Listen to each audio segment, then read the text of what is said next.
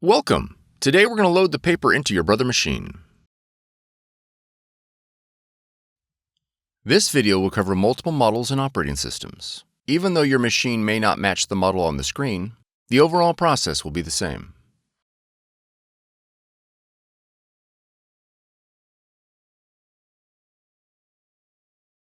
Remove the paper tray. Place the envelopes in the paper tray, print side down.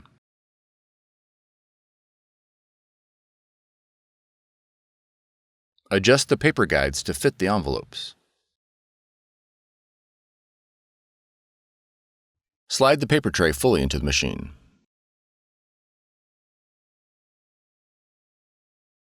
On the touchscreen, press the settings icon.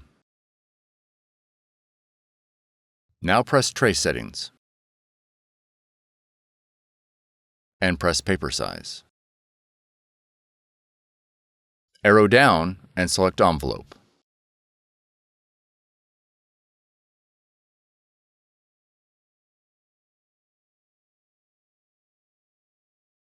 For more tutorials, FAQs, and videos, visit us at www.brother-usa.com.